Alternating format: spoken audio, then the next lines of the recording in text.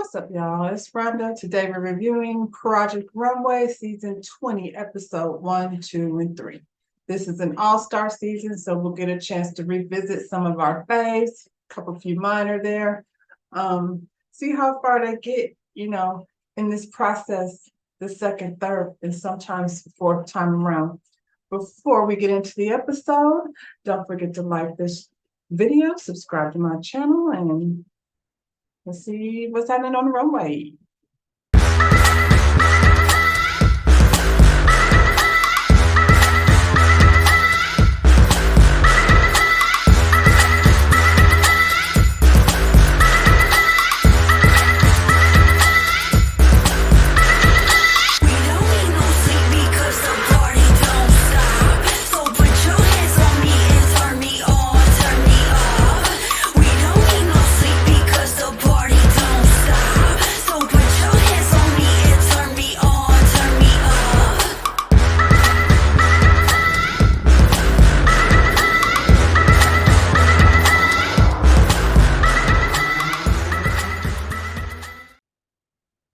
So in true Project Runway, that's going to be hard to say, Project Runway fashion, we one by one get to meet the designers. They're coming into their new workspace. I love that. It reminds me of, back in my college days when I used to share a workspace with other design students.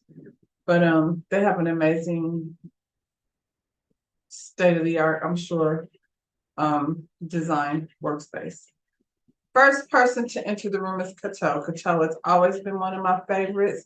She says she's separated now, child. I don't know what that has to do with anything, but back to the business. Cato's brand is more of leisure, comfort, and chic. I feel like that's kind of always been her thing. Can't wait to see, what her creativity is going to bring. For me, Cato has always been really exciting to watch. Hurt my feelings when she ended up number 2 both times, and I just, love her anyway. Next in the room is Kane. Kane, the pageant guy from season 3. Kane is like a whole lot of personality, a whole lot of show. Brought his new hair. We haven't really gotten into what everybody is doing at this point. I'm assuming he's still designing.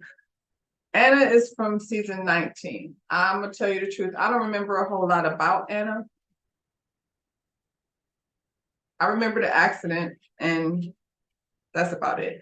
I think it's interesting to see from the past designers, where they were and what they have evolved into. When you have some of these designers from season 19, she was just here. So I don't know how much she's evolved besides becoming a mom, and which is a huge thing, and it's probably going to definitely affect, how she designs. But I don't remember what she did before, so I guess I'll have to pay close attention to what she's doing now. Victor is the OG, season 9. I've always loved Victor. His tailoring is so impeccable. He's also one of those hit or miss kind of guys, though. Victor can go all the way to have you so impressed with what he's doing, and then sometimes too far. So Victor is one of those 50-50 kind of bets as to whether he'll be here to the end or not. But I've always been a big Victor fan. Nora from season 1. It's hard to remember all the way back to season 1. It's been 20 years, I guess. 20 years, yeah. She came with a mohawk. That's pretty much all I remember. But there's only a few. Nora has a very quiet personality. And it's funny because she was very much, a young punk fashion design student back in the day. I don't remember her technical skills being that great. And then, after doing Project Runway, she ended up working as a creative director for a company. So sometimes when you get into those type of positions, Cato too, like she says she's doing leisure wear now, which that's how you make money with your commercial designs. But Cattell, just with her background, I don't have any doubt in my mind that she can also be athleisure and also be very super avant-garde or creative. So she's got that dynamic. Nora, I don't know so much. I feel like she's like very much settled into this very normal life in New Jersey with her husband and kids, and she's nothing like that punk rock girl that we met 20 years ago, which that's okay, but she's not the same, not at all. So we'll see. Again, I don't really remember what she did, but that was 20 years ago, honey. I can't remember much of what happened 20 minutes ago a lot of times. Brittany is from season 18. I remember Brittany being a very feminine designer, but I think some of the people around her in her season were intimidating in terms of getting her off her game. I feel like Brittany has definitely some interesting perspective and design. I like her designs a lot of the time. I like that she's super feminine. I hope that she just really is at a point, like I said, season 18, that's not that long ago, but hopefully she's found a little bit of confidence so she doesn't get so distracted by the other stuff that's going on around you. Because, honey, with these hard hitters in the room, you can't do that. You're gonna have to stay focused on you and what you do great. Hester, season 17. It takes a special little niche of people, I think, to be a Hester fan. She's not really my cup of tea. She's different than she was, but she really wasn't my cup of tea back then either. Hester said her aesthetic is a post-apocalyptic, non-binary party person. You gotta let that marinate because ain't no way I'm gonna be able to wrap my head around that one unless I sit there and kind of ponder in it for a while, but I don't want to. So I'm gonna just wait on Hester to show me what she got, and then maybe between now and however long she's here, I'm gonna understand this whole post-apocalyptic non-binary party vibe. I might be into it. I just don't know what it is right now. Project, I love. Project is from season 19. Also, he just left. I loved him then. I'm looking forward to seeing what he is gonna do now. I really kind of like the street designers because they get to be a little bit outside the box, and that's why we're here. Bishmi is this sweet, quiet little, beautiful smile. Seems like all this peace and love comes from his energy. He is an LA dress designer, like he dressing the girls over here in LA. His aesthetic is avant-garde and street.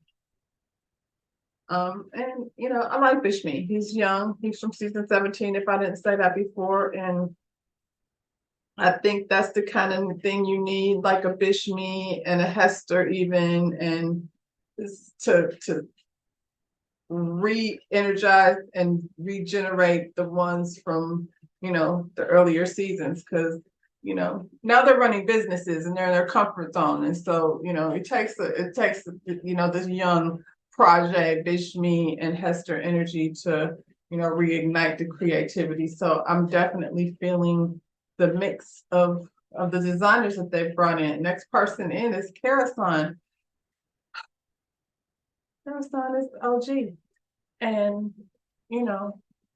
I'm with Cato, and she should have won. And there's not a whole lot else I can say about that. Karasan, though, has had a very, successful career. Right now, I know she's been a costume designer for a while, because throughout the seasons, they have definitely, kept us up on what Karasan had going on. You see her every now and then. And right now, she says she's working as a costume designer for Destination. For Disney Descendants. I don't know. I'm not familiar, but I know in the world of Disney and creativity, there's probably not a whole lot she don't have access to over there. So that's very dope. Laurence, in fact. Laurence, the leather jacket maker. She's over here dressing the stars. And, Laurence has this very cool laid back energy. So we'll see what Laurence likes to do what Laurence likes to do though. So, coming outside of her comfort zone is something that she doesn't necessarily do. Next designer speaking, same kind of energy, season 7, Mila. Mila and Laurence are a lot alike because, Mila she says she's a costume designer now. She had her business. I'm not surprised because her aesthetic was strong, and, there was a definite point of view coming from Mila. And, very dope, but very stiff, much like Laurence. So coming outside of that, comfort zone, like if I remember correctly, she only did like black and white stuff. So it'd be interesting. But being a costume designer, you gotta come outside that black and white world, girl, and see what else is going on there. Fabio is probably one of my favorites. Fabio is from season 10. He's an androgynous designer, and he's so very handsome. And Fabio and Bishmi have the same kind of energy, like they're just always nice and always good. Have to wonder if there's not like a little devil in there. I bet you Fabio got a little devil in there, but the way he treats people is very admirable. And his design, like it shows in his clothes. His clothes are also very like inviting and comfortable and light. And so I'm a big Fabio fan. It's gonna be hard to decide. Oh, what if it's like down to Fabio and Cato? And I don't know. But Fabio's one of my favorites. Rami, season 4, Rami was from the same season as Christian, and I think it was down to like him and Christian. Rami is the draper. So, his draping is like art. His clothes are like art. So one thing about Rami is he's kind of like Victor. They fall in that category of being extremely incredible or maybe a little matronly. That's Rami's issue. But anyway, so that's the cast that we're dealing with this time. And so the first challenge is redemption, and the designers meet all up on the roof of the building, and it's time for a runway show. So they brought back all the looks that were either the reason why the designers were sent home or at least their lowest score. Everybody was like, oh Lord, I never wanted to see that dress again. Brittany's dress was it was a butterfly space tent dress, child. It had a big hot pink tent on top of some type of space weird shoulder dress with plastic butterflies all over it. I don't know what the challenge was, but I don't know what the challenge was. Rami had a one shoulder back out maternity-ish dress. I don't think there was anything really wrong with Rami's dress. I feel like when he because he made it all the way to the end, so it was a low score. So it must have been one of those runways where they were nitpicking things. It was a plum color, so maybe not so vibrant. I don't know what the challenge was. Again, sometimes they get low scores that are the reason why they get in the bottom, not necessarily the design. The design wasn't bad. I feel like it could still be cute, just change the color of the fabric and, so Rami, okay. If that's the worst thing you've done, then I've seen you do worse, I believe. Karasan, she did a sparkling orange disco dress on top of some leather pants, and it wasn't horrible either. The color was like maybe not so, like you would have to be very brown skinned in order to pull that off just because of the color orange, and the proportions were a little weird, but again, it wasn't horrible, and clearly it didn't send her home. Paraje, child. Paraje should have went home from that dress, honey. He had toilet paper cover. Did you see those ruffly thing made out of doilies? I don't know. It was so far away from whatever it is that he normally does. It was definitely not streetwear. He's a streetwear designer. I don't know who he was channeling. They gotta stop channeling their grandmother and stuff. When you start channeling your grandmother, you start running into problems. And I guess, maybe he was inspired by the doily thing that she would keep on the back of the toilet and put the toilet paper in. But Project that dress was horrible. I feel like it was the unconventional challenge. When you come out with doilies and coffee filters and stuff, that's never going to end well for you anyway. Looked like he dipped it in some dye. I know he's glad to have a chance to redo that hot mess that he came up with. Fish Me, I mean, it was a disco space hoodie. It was kind of tacky. That's it. I mean, it was just kind of tacky.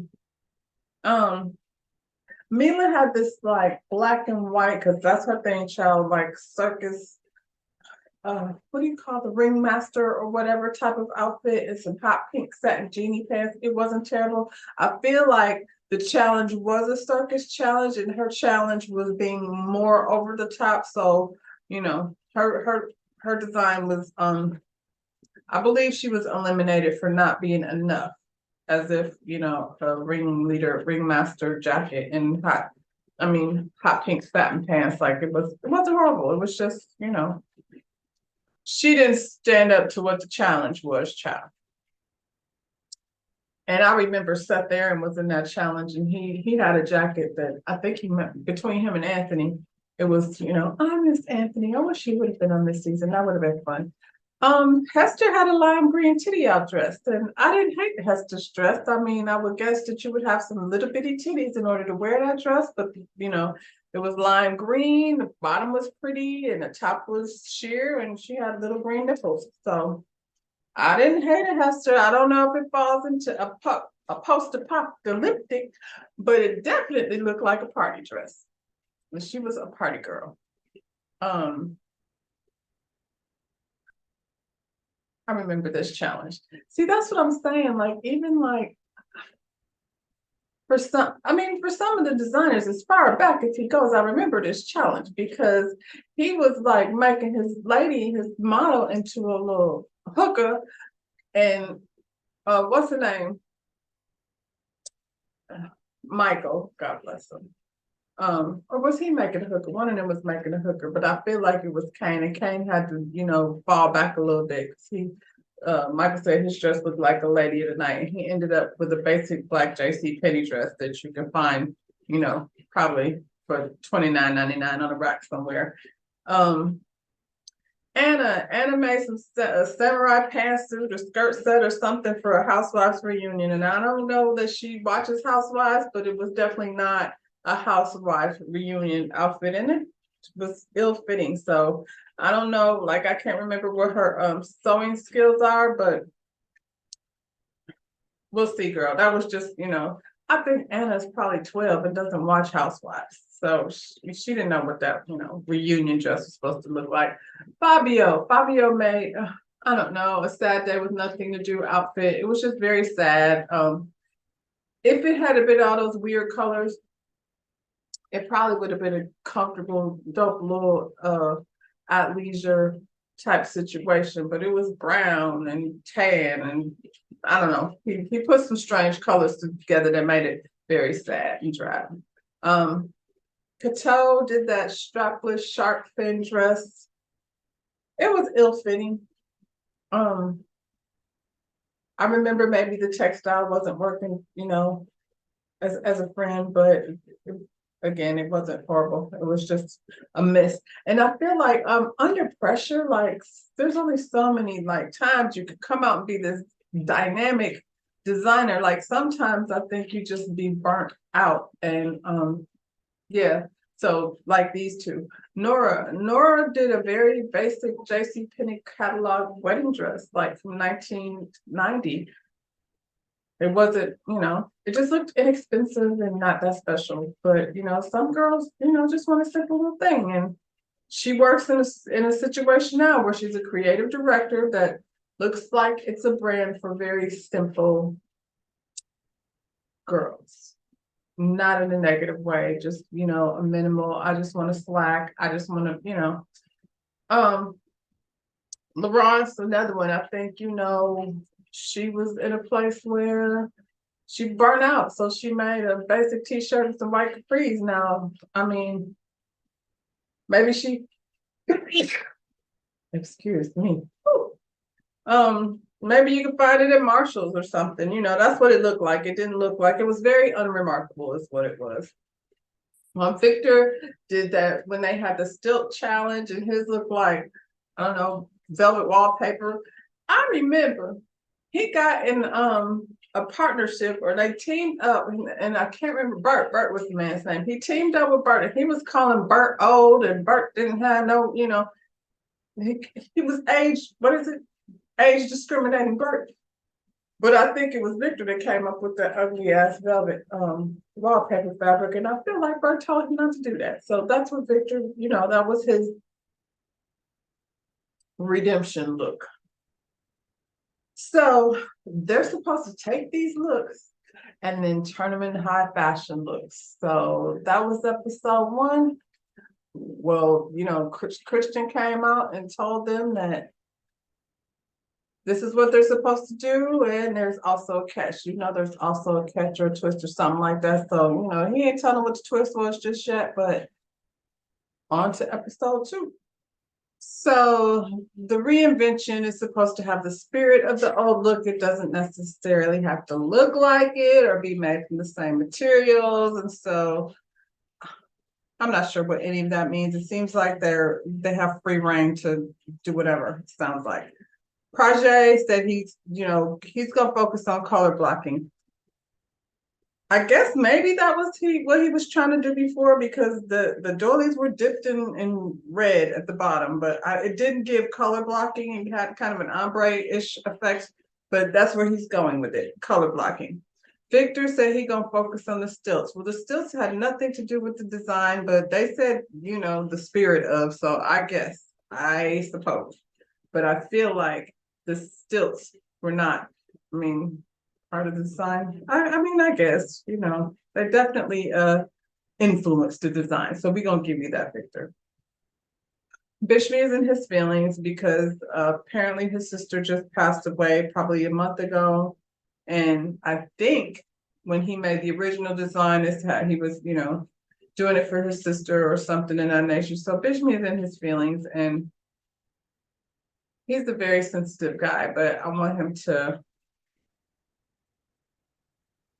I don't know, learn how to harness that different. I feel like every time they make a garment as an homage to someone else, it almost always goes left.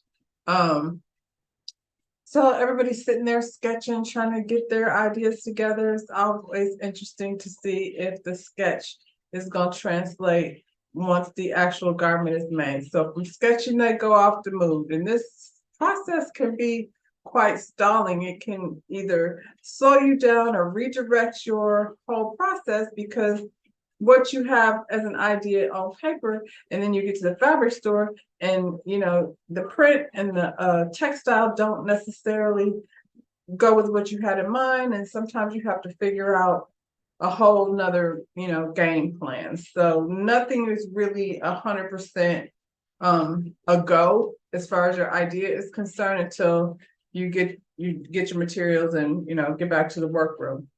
So back to the workroom. After the usual frenzy that happens in Move with the designers running around and trying to hurry up and get to the cutting table and all that stuff. Did the dog? I didn't see the dog. I don't know if he's still there. Oh, anyway, back in the workroom, they're getting their supplies all, picking their tables, getting their supplies all laid out, and Kane, of course, is missing some fabric, a very important part of his idea. I need them to stop doing that. Like every season, we have the whole missing fabric bandit. I don't know where the fabric goes missing that, but I want them to stop doing that. Stop pulling people's fabric. Just let them go ahead and do their thing. That's not a fun twist, Project Runway. So stop it. Well, Kane, I tried to have your back, but it appears as though you left your fabric on the counter and moved. So we're not gonna blame Project Runway this time, but I still feel like every single season somebody done left some fabric behind. Cara is making this dress with a fabric that she brought from home, and it's an homage to her mother, Wanda by the Sea. I'm not trying to be disrespectful, but I again feel like when you start making these homage to someone, it's gonna cause you problems. Anyway, apparently Nora has a black model, so Nora's gonna trade with her. I have a feeling, from what I'm seeing so far from Nora, it ain't really gonna matter what color her model is. You know, she ain't been doing it for a long time. She's not a seamstress anymore. Christian comes in and does his critiques. His critiques are very fun because it's Christian, and as a designer, that's what you need. You get to a point and you need somebody to come like help push you to wherever it is you need to go, because sometimes you can be on a train to the wrong destination, and you need somebody to stop you before you go too far. Sometimes you need somebody to just point out some things to push you a little bit farther than you are. So his critiques are really fun. Nora's like building flowers on top of this dress. I don't know what she's doing with it, but we gonna see, child. Rami is going bright this time. He, of course, had the plum dress, and it was, I personally, like I said, didn't hate the dress from before. I thought it was a pretty dress. I didn't even hate the color.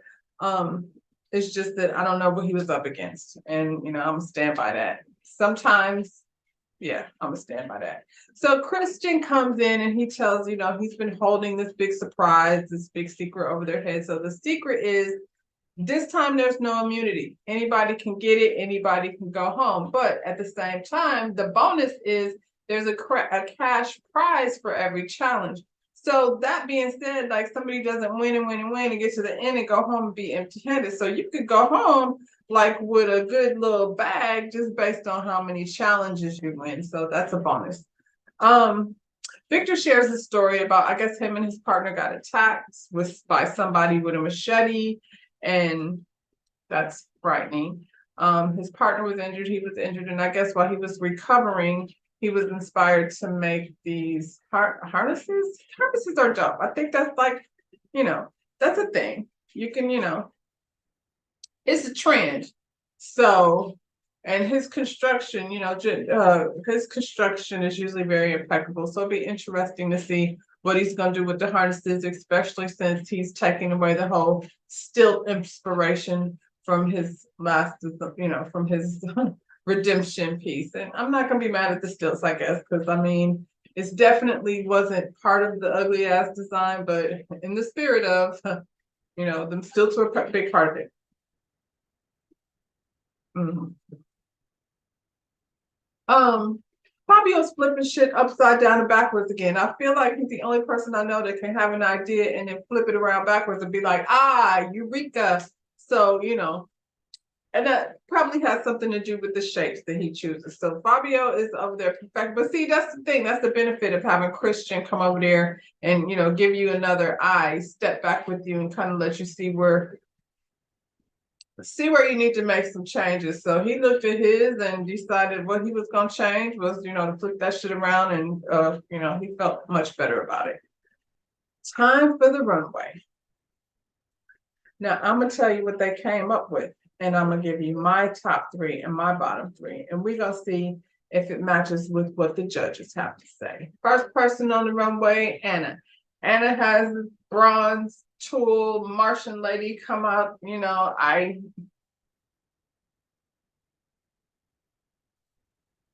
One dress wasn't no better than the other one. I mean, that's just my opinion. Maybe this one was a little more well made than the last one, but I don't know what one thing had to do with the other. I still would see that dress as no housewives reunion dress, but I guess we could take that out of the equation. I don't know where one dress met the other she said the shoulders, so okay, we're gonna go with shoulder and but I'm gonna give it a big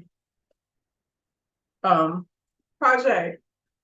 Project made a sexy latex color block, pink and orange dress. It was sexy now. I don't know that I'd ever wear latex. I feel like latex ain't for everybody, but it was a pretty dress, much better than the doily dress. I don't know how they correspond with one another, but at this point, I don't even care that that's a thing because with the exception of a couple, it just wasn't a thing. Um, Laurence did a leather jacket the way Laurence does and an amazing pair of slacks. I don't know what else I could say about that. Her clothes are always very powerful. Could I pull off that? I'd have to do it a little different. You know, that person that was wearing those clothes was, you know, a 6 feet tall model, but so was Laurence. Like, I think she has a past of being a model, so her designs are, you know, gonna be for those straight up and down people. It's not straight up and down over here. So as much as I love the Laurence's look, it ain't nothing that I could do with it.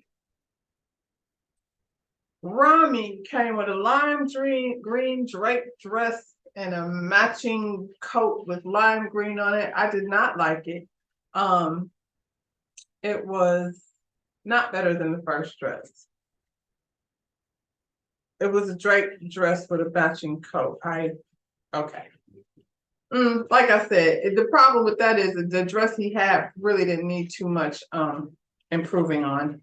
Maybe a different color, but aside from that, there was nothing wrong with that dress to start with. Now child. Kane came out with a black and white flamingo dress. Now this definitely was him elevating or redeeming himself or reinventing the first look. He stuck to the whole black and white challenge. Kane is all about a moment, so he, you know, had a pretty cut bodysuit with some cutouts in it. And the skirt had ruffles everywhere. Came out, I believe, started out as some sleeves, and when she released it on the runway, child, you know, Kane gonna give you a moment. But the skirt was like so dope. It was ruffles, but not too ruffly where, you know, the ruffles are annoying. So I'm gonna go ahead and say Kane would be my top choice for this particular runway. Nora made a dull little holly hoppy dress made out of cutout flowers, and I knew that was going to be an issue. She, to me, should be in the bottom three. Actually, she should just go home. That's my opinion, but you know, we'll see what the judges say. Fabio is doing Fabio. It's a very interesting cut jacket and a pair of slacks, and Fabio's clothes, like the way he presents them on the runway, is not necessarily the way I would wear them, but I would love a whole bunch of his pieces. So I would definitely take that jacket and, you know, put it with, you know, something other than the pants that he had it with, but, you know, upside down, right side around, up, you know, up, right. I don't know. It was dope. It was Fabio doing Fabio. Catal did a cute little short and bustier combination with the oversized duster that had that whole African vibe in it. I'm into it. I'm into the whole thing. I thought, you know, it was very smart and polished. Was it magnificently great? I liked it though. You would definitely pay attention, especially with that duster was everything. Like, you know, what was under it was very basic, but you know, you can't be over the top with every piece of your clothing. So thumbs up to y'all. Victor had an alien lady with chaps made out of holsters or whatever. I don't know.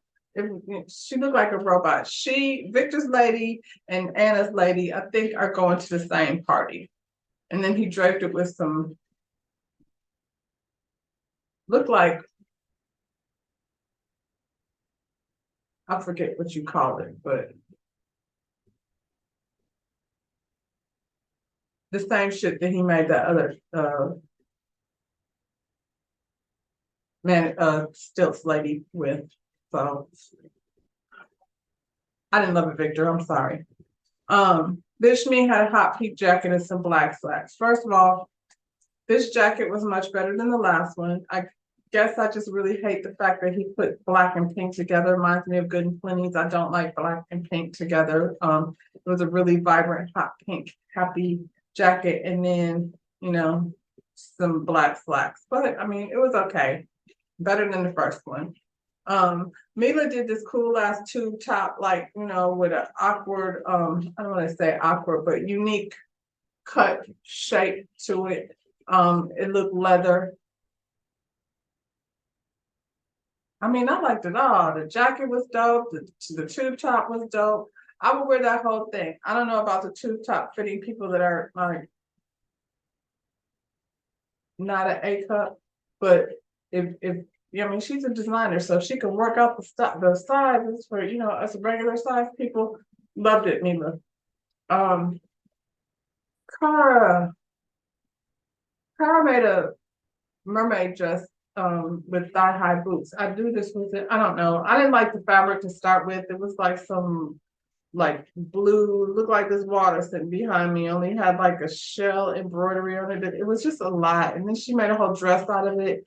And then this lady was floating down the runway with thigh high boots on. When would a mermaid ever be anywhere with thigh high boots? It didn't even make sense. But I'm not sure, I'm not sure. Whenever they say, I'm doing this to honor somebody, I just never know, like, really how that's gonna turn out.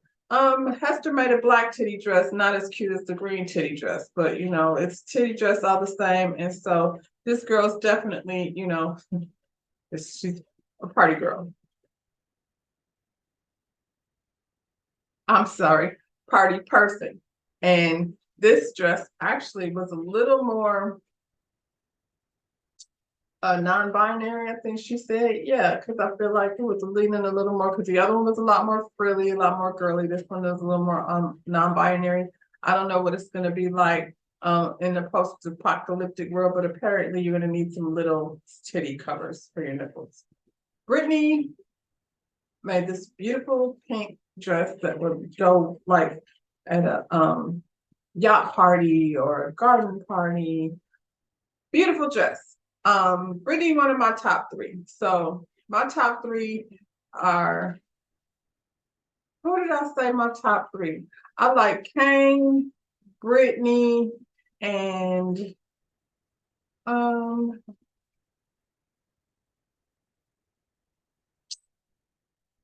gonna go with Mila because I feel like I would wear that. Kane, Brittany, and Mila. If I were to pick a winner, my winner would be Kane because Kane stayed, as to me, very true to the challenge. And there was a moment and I loved it. I loved it. I loved the whole moment. So yeah, I would give it to Kane. Mila would be one of my top, and also Brittany. Like, I really like Brittany's dress. My bottom three is Cara in her mermaid dress with the thigh high boots. Nora with that homemade rose petal flower dress made out of a dull nude color that, boring. And who would be my other bottom pick? Sorry, Victor, but the Space Lady with the leather halters on the legs, not one of my favorites. So that's what I think. Wonder what the judges gonna say. Well, I wasn't too far off, y'all. Let's see. The bottom three: Nora, Victor, Cara. Those were my bottom three also. The top three: Bishme, Fabio, and Kane. I liked Fabio. I just liked Mila more, and I'm surprised Brittany should be here. They liked Bishme's jacket. It was just all right to me, but in the end, they gave it to Kane. So Kane, so far, big winner of the first. Technically, it's the second episode, but the first challenge of Project Runway season 20, and Nora is the first one to go home. I can't say I'm surprised. It's when, you spend a whole lot of years not being creative. It's hard to jump back in there and do it with all these people that have, been at it for minutes. So that's it for this episode. I'm gonna be back. Ciao. I might do it tonight. Yeah, I'll probably be back tonight with episode 3. And in the meantime, go ahead, like this video, subscribe to my channel. Let's see who goes home next week. Bye, y'all.